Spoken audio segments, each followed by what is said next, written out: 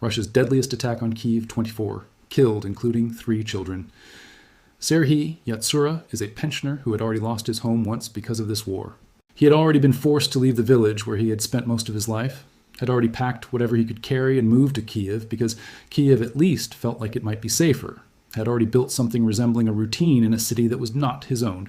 And on the night of May 13th, going into May 14th, 2026, he was standing at his window in the Darnytsia district when he saw the missile coming. He saw it with his own eyes, flying through the dark toward the 9-story apartment building directly across from where he stood, and he told reporters afterward what happened in the seconds that followed. He said he saw the missile flying and watched it hit around the 3rd floor of the building opposite his window, and then he was thrown back from where he was standing, and everything around him was broken, and everything was burning, and he could hear people screaming downstairs, and he said you could hear them screaming. And that sentence, delivered in the flat and exhausted voice of an old man who had already lost too much to react to any single loss with the horror it deserved, is perhaps the most accurate description of what Russia did to Kyiv on that night that any amount of official statements and military briefings and death toll announcements has ever managed to produce. The attack that struck the Darnytsia district of Kyiv in the early hours of May 14, 2026, killing 24 people, including 3 children, and injuring 48 others, did not come without warning in the sense that Ukraine's military intelligence had known for hours that something massive was being prepared. What no warning could have conveyed, because no warning ever does, is the specific weight of what it means when a Kh-101 cruise missile, manufactured in Russia and launched from a Russian aircraft flying in Russian airspace, travels hundreds of kilometers through the dark and arrives at a 9-story residential building in a leafy neighborhood between a suburban forest and the Dnieper River, and strikes the corner of that building with enough force to cause an entire section of the structure to simply cease to exist. The entrance of the building, the stairwells, the 18 apartments that had been stacked one above the other on that corner, the walls and floors and ceilings and everything that had been inside those rooms, all of it came down in a matter of seconds. And the people who had been inside some of those apartments did not have the seconds required to reach the stairwell, or the basement, or any of the other places that 4 years of living in a country at war had taught Ukrainians to move toward when the sirens sounded. The night had begun just before 1 in the morning, when Ukrainian authorities issued a nationwide aerial alert warning that Russia had launched MiG-31 missile carrier aircraft, and that every region in the country was now at risk of ballistic missile strikes. This kind of warning, which would have been extraordinary and deeply frightening at any earlier point in the country's history, had become in 4 years of full-scale invasion a familiar enough part of Ukrainian civilian life that millions of people received it on their phones and began the now-practiced sequence of actions that the war had taught them, gathering documents and phone chargers and children and moving toward wherever they had decided their shelter would be. In Kyiv, the first explosions were heard around 3 in the morning as Ukraine's air defense systems began engaging the incoming Russian drones that were moving toward the capital in the waves that had characterized Russian aerial tactics since early 2026, when Moscow had shifted to combining massive daytime drone assaults with equally heavy overnight missile barrages as a way of keeping Ukrainian defenders stretched across too many simultaneous threats to effectively stop all of them. The ballistic missiles began arriving a few minutes after the drones.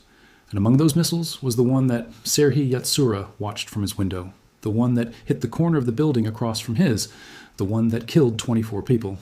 The rescue operation that followed was among the most difficult that Ukraine's emergency services had conducted since the full-scale invasion began in February 2022. Interior Minister Ihor Klimenko said afterward that the search and rescue operation lasted more than 28 hours from the moment the missile struck until the moment the last section of debris had been cleared enough to confirm there were no more survivors waiting to be found. During those 28 hours, rescuers moved more than 3,000 cubic meters of concrete and twisted steel and broken furniture and the accumulated contents of 18 destroyed apartments, working in shifts through the night and into the following day and into the night again, using hydraulic spreaders and cranes,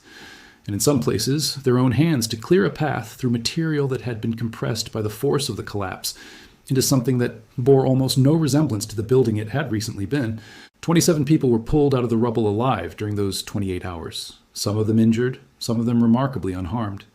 And Zelensky said afterward that rescuers had worked nonstop for over 24 hours, that the missile had practically demolished an entire entrance of the building, and that all those who had been injured or lost their homes would be provided with the necessary assistance.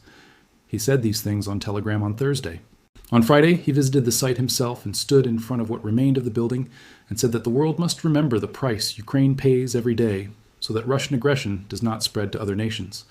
24 people did not survive to see Zelensky's visit. Among them were 3 children, and the ages recorded by the Kyiv City Military Administration tell you something that the phrase 3 children does not, which is that these were not very young children in the way that the phrase tends to imply. They were a child born in 2008 who was therefore 17 or 18 years old, a child born in 2010 who was 15 or 16,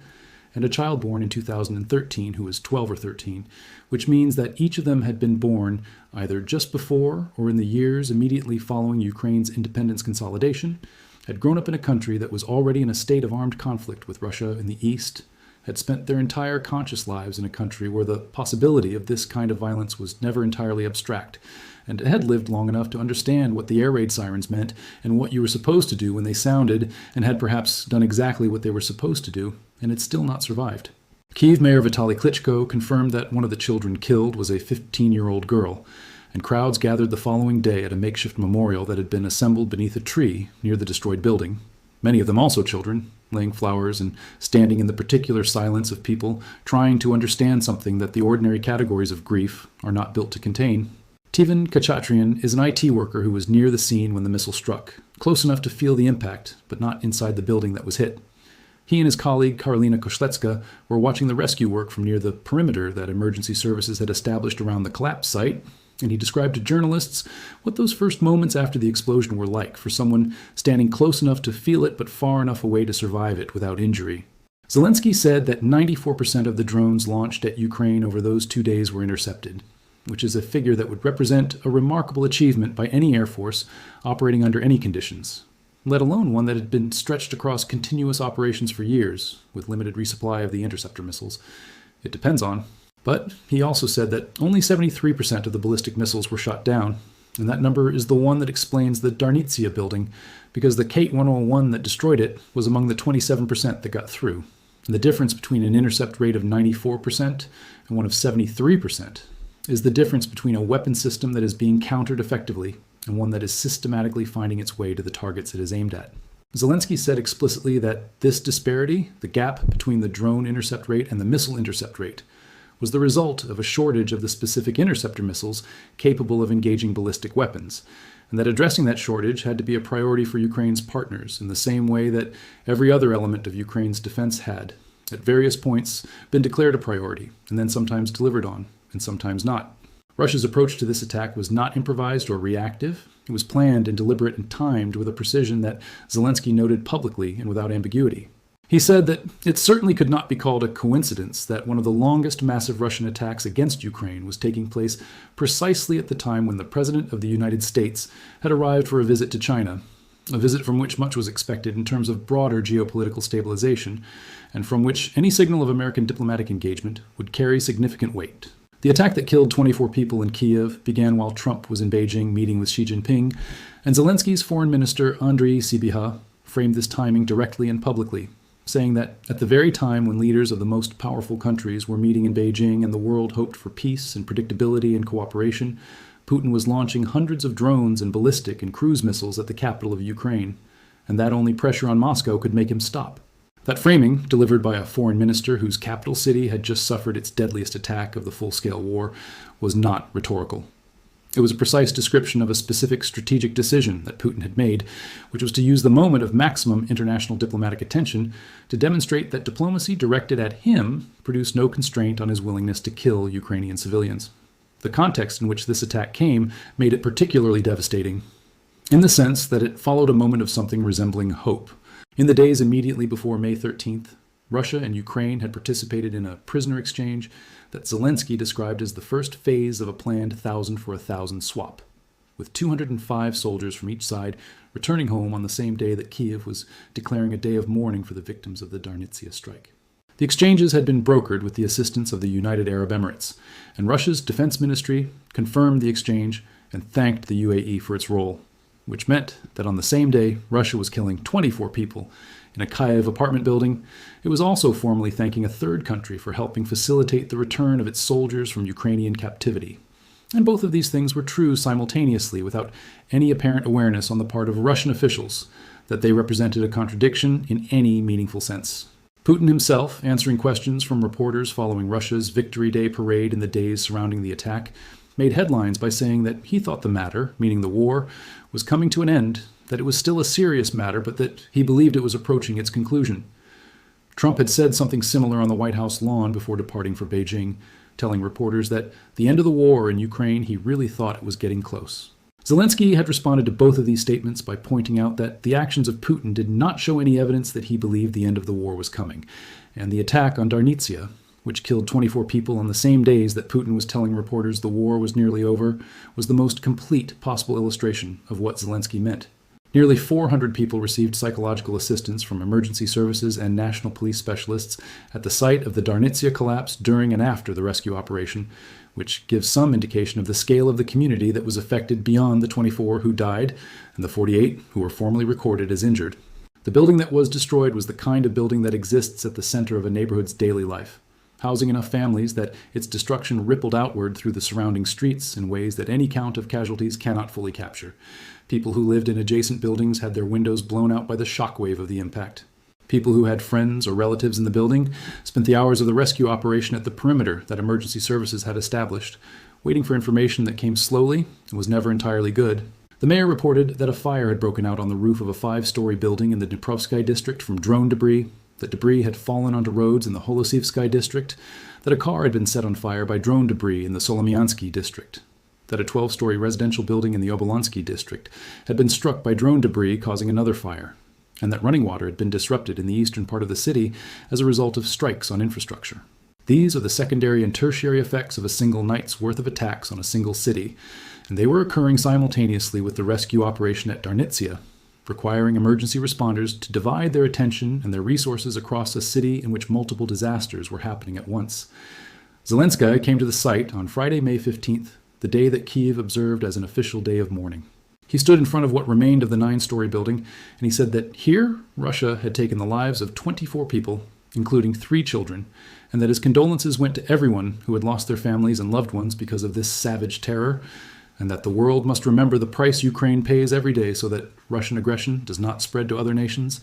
and that a bright memory belongs to each and every one whose life was taken by Russia. He had instructed Ukraine's military and special services to propose possible formats for a response to the attack, a statement that was understood as a reference to potential Ukrainian strikes on Russian territory using the long-range weapons that Ukraine had been employing with increasing frequency and range against Russian energy infrastructure and military facilities. Ukrainian drones had struck the Ryazan oil refinery overnight, sparking a major fire at one of Russia's largest fuel facilities, and had disrupted operations at a Gazprom gas plant in Astrakhan. And Zelensky had said that all of this must be implemented, referring to the broader set of measures included in NATO's prioritized Ukraine requirements list for advanced weaponry, and that he was grateful to everyone who had not remained silent and had condemned the strike. The grief that gathered at the makeshift memorial beneath the tree near the destroyed building on May 15th was the kind of grief that collects in a particular way when the people killed were known to the people mourning them, when the building that is gone was a building that the mourners had walked past and recognized as part of the texture of their neighborhood for years, when the names being added to Ukraine's long list of civilian dead are names that belong to people who bought bread at the same shops, and whose children went to the same schools, and who were in some cases neighbors, in the literal sense of the word.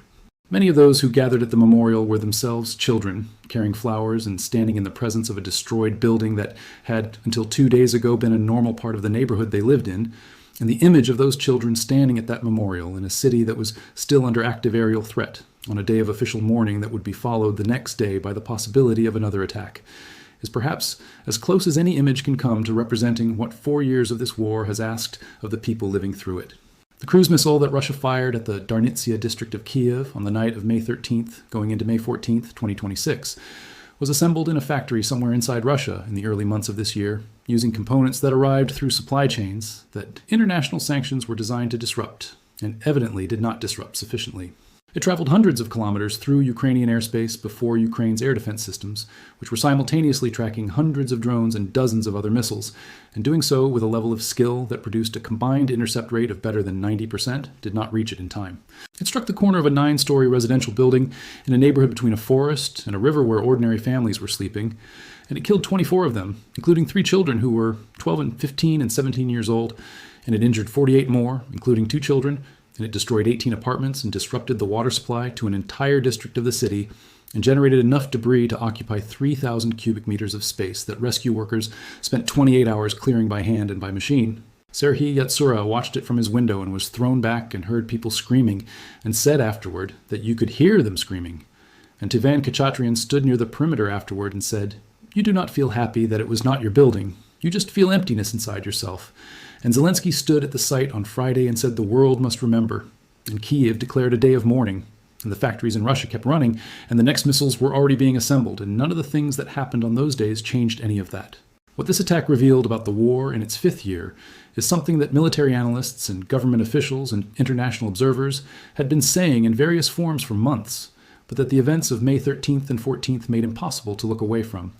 which is that the fundamental structure of this conflict has not changed in any meaningful way, despite 4 years of fighting, despite hundreds of billions of dollars in international support for Ukraine, despite sanctions regimes and diplomatic pressure and ceasefire proposals and summit meetings and prisoner exchanges, and every other instrument that governments and international institutions have deployed in the attempt to alter the trajectory of a war that has killed hundreds of thousands of people and displaced millions more.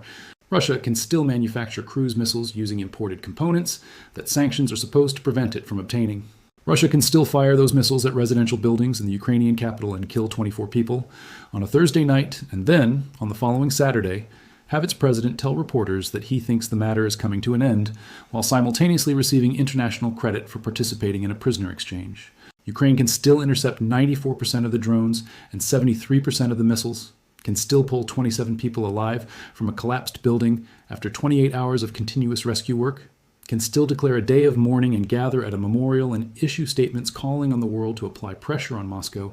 and the factories in Russia will still be running on Monday morning producing the components for the next wave. The 3 children killed in the Darnytsia building were born in 2008, 2010, and 2013.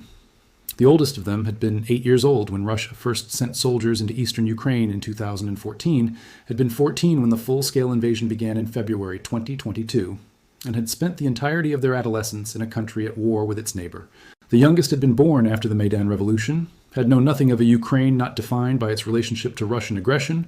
had been 8 years old when the full-scale invasion began, and had spent the years since in a country where air raid sirens and shelter drills and missile strikes were facts of daily life rather than exceptional events. All 3 of them had lived long enough to know exactly what the sound of an air raid alert meant, long enough to understand that the thing flying toward their building in the dark was designed to kill them, and none of them had survived to see the memorial that gathered beneath the tree in their neighborhood on the morning of May 15th,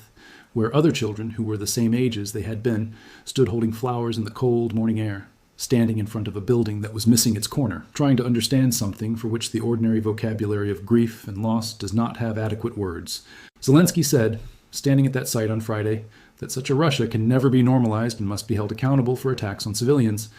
He said that continued pressure on Russia is essential. He said that stronger air defense systems are needed and thanked the partners who continue to invest in Ukraine's anti-ballistic capabilities. He said that stopping Russia's sanctions evasion schemes must be a genuine priority for all partners. He said all of this in the measured, exhausted language of a leader who has been saying versions of the same things for 4 years, who has watched the gap between what he says is needed and what his partners actually provide remain stubbornly, consistently, fatally wide, and who nonetheless continues to make the same arguments to the same audiences, because the alternative to making those arguments is not making them, and not making them does not make the missiles stop. The missile that killed 24 people in Darnytsia on May 14th was made this year. The one that will follow it is being made right now.